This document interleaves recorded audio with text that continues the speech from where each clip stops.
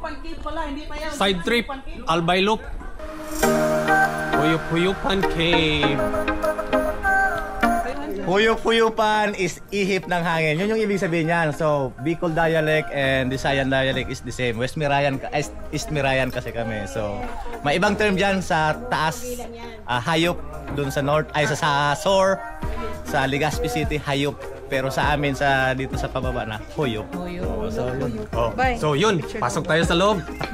Alright. Mamaya.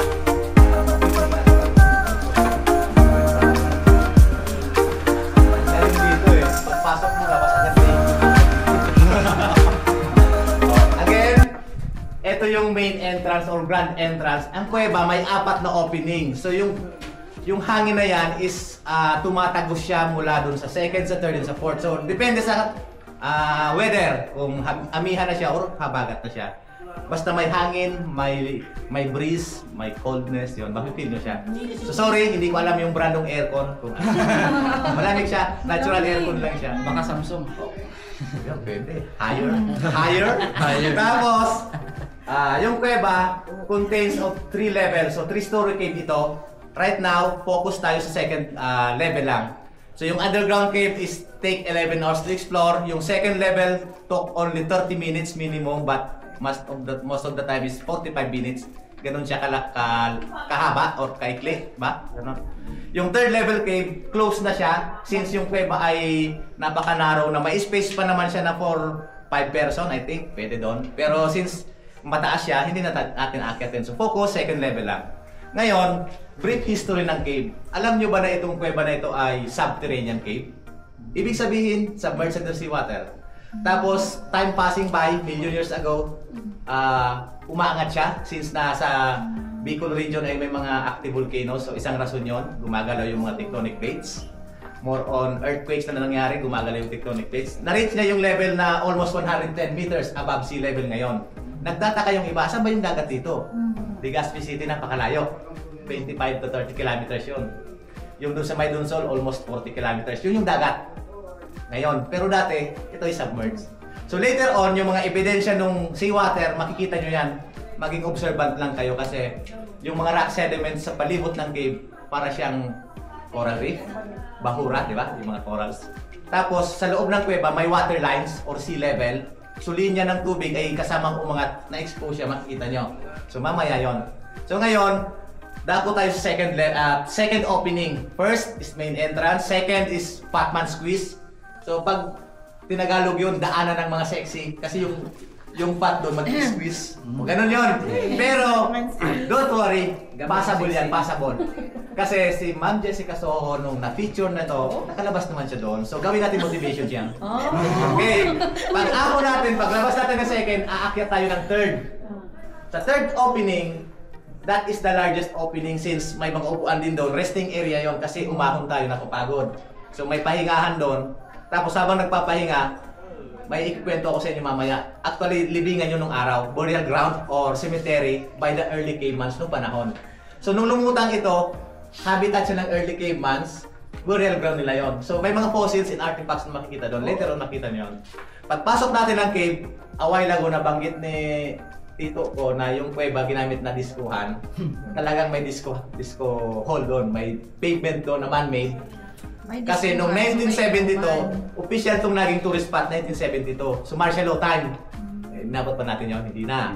So martial law time is curfew hour. So during the time, pag gusto mag-happenings ng mga lokal dito, magtatago pa rin sila kasi curfew eh. So siyempre, party-party, disco-disco, sayawan yan, happenings yan, bawal yan. So they built a dance floor inside. So they doing inside okay, yung party. Ganon. So di na yun maririnig. Hindi naririnig, tama. Kasi yung sound system nila noon, wala pang yung ganon yung boop. Hindi, kasi bawal din yung malakas, kasi yung mga bass, ma-stress or ma-disturb, bawal. Alam niyo yung umiikot noon yung plaka, puno-plako. Ganun lang yung sound nila. So pag nasa loob tayo mamaya, pag nagsalita ako, nag-i-echo yung boses ko doon. So ganun din yung sounds nila, malakas na rin yun sa loob. Okay. Pagtawid natin or pagkatapos natin sa dance floor, exit na tayo sa side yung daan, pabalik tayo dito later on. Ayun yung sinasabi ni Tito Paulet na overlooking mayon. So paglabas natin, overlooking mayon siya. Okay. Tapos yung First checkpoint nyo, kita nyo nandun yung tower kasi yung Kitwinan rin, ranch, kita dun.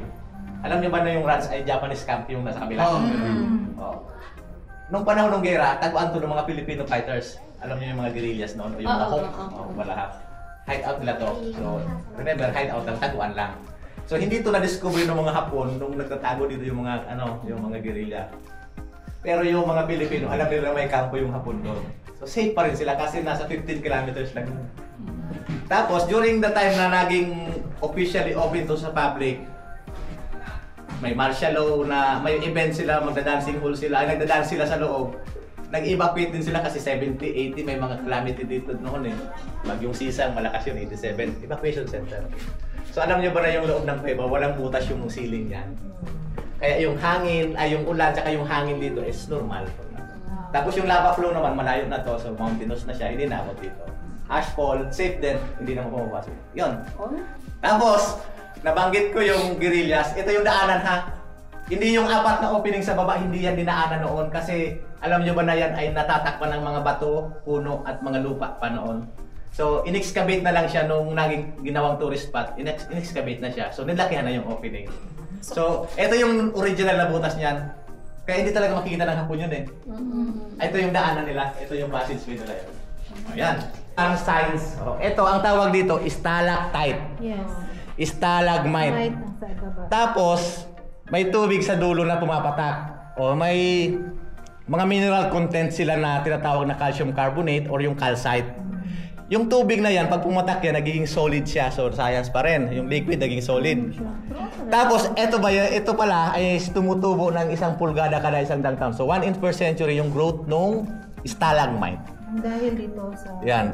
Kaya pala bawal siya hawakan kasi nagkukos tayo ng delay sa kanila. If ever nahawakan mo yung tubig dyan, stop yung patak niya, stop din yung growth na ito. Tapos pag rainy season naman, flow na siya ngayon, medyo mabilis. Pag summertime, ganyan lang siya. Tag-init, ganyan lang siya. Pero pag tagulan, medyo malakas. Ang iba niya naglilik sa gilid. Stop tayo dito sa part na to. Tutok yung cameras dyan. Ayan yung baby elephant na nakadikit. Ayan. So, bilis naman siya ma-figure out. So, ayan. Mga basic formation, yung madali makita. Yan ang madalas din turo namin. So, yan. Depende rin sa pagtingin nyo kasi may scientist daw yan. Malaki yung ilong. Okay? Walk with caution, please. Ingat. Daya. Huwag kayong mag-alala. Pag nalaglag kayo, hindi kayo malulunod kasi napakababaw lang yan. Pinakamalalim dyan hanggang tuhod lang. Mga 2 feet lang. Sama kami, safe kayo lahat. Yes! May torpedo. Yan hito. Yan hito yan. Madfish. So buhay yan. Alive pa siya. Pero hindi sila mga endemic dito sa loob. Galing yan sa labas.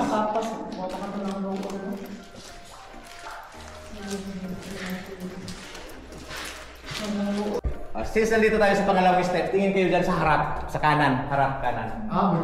Hindi pa, si Moses pa yan, Old man, parang ermitanyo siya, o matandang mama siya, yan yun. Yan, di ba, nakaharap siya sa atin. Isang formation yan, ang tawag niyan ay rock formation kasi yung tubig po, pagpatak niya, yan yung napuuporma. Depende lang yan sa tumitingin ha, sa perspective ng tumitingin, depende na lang. Tapos, may katabihan dyan, may katabi. Lupang katawan din yan kasi walang mukha yung macho eh. Kamay, paa. Wala na ilusog. Macho ba? Kita ka, kita. Ayan, Pikachu, ayan. May parang katawan siya, di ba? Eh, dito na, dito sa pang-5, dito, yan. Kasi maganda yung view dyan pag ano. Yan. Pero ng isang camera lang, kaya silang isang na lang yung lahat. Isa camera lang daw. Yung sa... Ito sa akin kasi maganda to eh. Ito yung big hand or giant hand. Yan, yes. Dati, di ba yung forma niya, nagpapa-amin yan o nagpapa-bless pa. Blessing hand yan noon. So ngayon, since hindi nila alam na bawal siya hawakan, bawal siya magmano, nadumihan ng masyado, ayan yung mga impurities na ano siya. Nakikita siya yung mga, ano ba, impurities, stain, mancha. Kasi ito na yung challenge, palapit na tayo ng kalapit. Sa mga... Mamaya, mag-instruct naman ako kung gagawin. Naka-side view kayo na tagilid na naka-left side yung inuunan. Sige. Oh, yan. Left side, tapos tagilid siya. Hindi kasi makakalabas na kaharap doon eh. Wala pong- Dapat pinagawa ko sa iyo. Iyak kita, ganun. Okay, may mga to kisa o. Yung nagbibideo dapat mauna kasi bawal kasi doon mag-pictorial kasi tumitigil. So dapat continuous lang. So mag-video na lang. Ako. Share na lang, share. Pag bata kasi masyadong mahaba, iklaan mo lang, ano lang, estimate. O yung mga ganyan, okay na yan. Mababa, mali na kasi dito. O Yoko, ha, Yoko. Yoko. Yoko, ingat dito, kanan, tingin sa kanan sa taas, ingat. Ingat din.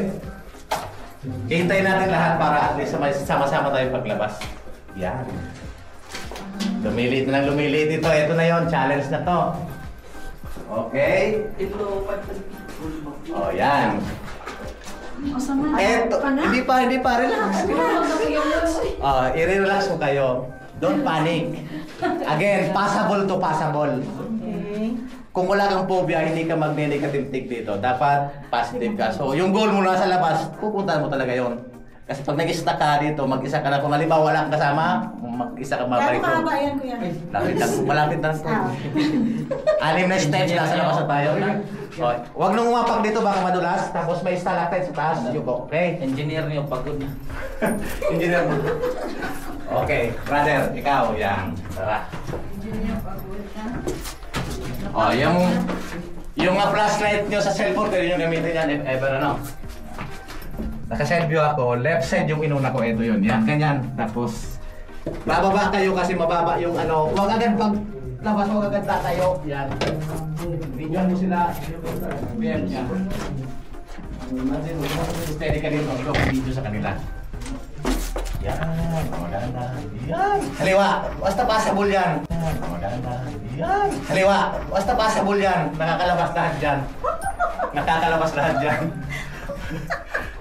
Susunod, magda-diet ka na. Yan, ganyan lang. Oh. Basic lang, di ba? Pag...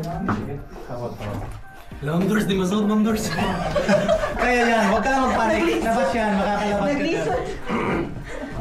Yeah, kaya oh. Yuko, huwag agad tatayo pagkalabas, please. Pikachu! Tingnan mo, unalan mo yung bag mo. Oo. Hindi, di masudin. Yan. Oh. Kaya. So, si Ma'am Jessica, sumasabit siya dyan. So, masikip. Picture ha, sin, tama sa da? Sama sa Sa ano? Gcash lagi sa. Sama mo sa ano? Sa video. Ayun si Black Nazarene. Ah. Yung nakaganyan. Oo, yun. nasa ba? Yung nakaganyan po. So, ano, nasa hindi pala kayo doon. Kaya po. Yung nakaganyan, pero hindi na siya ganun ka, ano, Itim. kaganda, o hindi ka itim. Kasi yung algae ba? Yung lumot. Okay. Nasa labas tayo ng second door. Ito yung mga indication ng seawater. Ayan.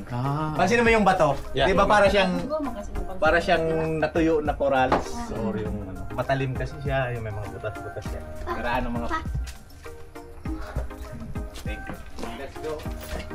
Ahon tayo. Magpapahinga na ng saglit sa third. Pahingahan siya, yan. Habang nagpapahinga mamaya, may kwento. Ito na yung sinasabi ko, ito yung burial ground natin. Oh! Yan, yan.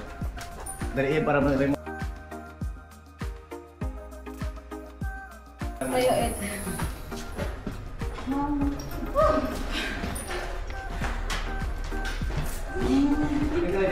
Work it, solid. Alright. Okay. Couple, nasa na yung couple pero ng camera. BM, meron mong camera mo kayong dalawang limits. Doon muna. Mamaya tayo dyan. Diri ba? Sabayin ako po rin. Ito pa rin. Tapos, tingin kayo. Dito kayo. Yan. So yung laman nito, mga human bone actually. So yung mga tao noon, alam na nila yung paglilibing ng secondary boreals. Buto kasi yung laman nito. Buto. So yung mga fossils, meron dito na embed naman sa wall na makita nyo. Hali kayo. Hindi ka na isa, police station na kita fossil sa? Ayan, fossil yan. Fossil ba? Yeah. Mayroon kayo dala. Fossil. Ayan. Yan ay fossilized bones embedded on the cable. So patunay siya. Ayan, come here. Kini. Yan. Paayan yung dito. Yan. Femur yung dito Yan. sa bintig. May ribs pa doon, rib. So, ano sa? Si Pong Ginoo. Yan. On. Ginoo. Ano po yun? Rib siya part ng ano dyan yung dito ba? Burag mo. Focus mo yun. Yan. Ito. Oh, nagtaguan eh. Ito ang puputamos. Ano yan? Emilio Aguinaldo. Di ba pa Jesus? Ha? Mukha ni Papa Jesus. Tingnan mo. Di ba dito yung ano? Face. Parang ito yung... Yan. Kuweba na inano Emilio Aguinaldo, di ba? Dito, wala. Hindi mo nakarating dito si Emilio. Sino yung isa na dito? Simeon Ola. Bicolano kasi yun si Simeon. Ay, tabitin naman may...